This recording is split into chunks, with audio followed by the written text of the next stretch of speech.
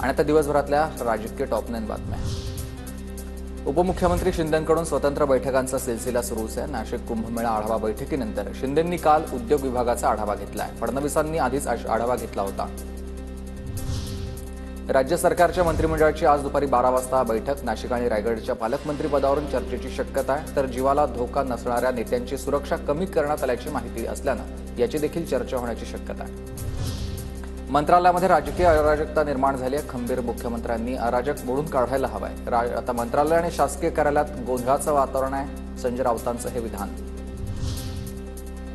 आमदारांमध्ये ज्यांच्या जीवाला धोका नाही अशा व्हीआयपी व्यक्तींची सुरक्षा कमी करण्यात आली आहे। भाजप शिवसेनेसोबत राष्ट्रवादीमधील नेत्यांची सुरक्षा कमी करण्यात आली। मंत्र्यांची Y+ दर्जाची सुरक्षा मात्र तशीच असेल, सूत्रांची माहिती आहे।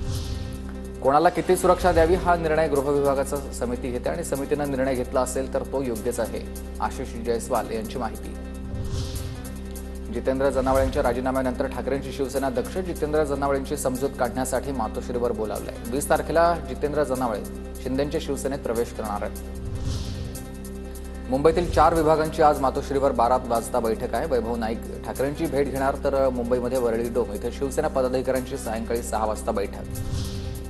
गृहराज्यमंत्री योगेश कदम दापोली दौऱ्यावर आहेत। शिवसेना उद्धव ठाकरे गटाचे 5 नगरसेवक कदम यांच्या उपस्थितीमध्ये शिंदेंच्या शिवसेनेत प्रवेश करतील। शिवसेना भवनासमोर ठाकरे बंधूंनी एकत्र यावं अशा आशयाचे बॅनरवर उद्धव ठाकरे आणि राज ठाकरेंचा एकत्रित फोटो आहे।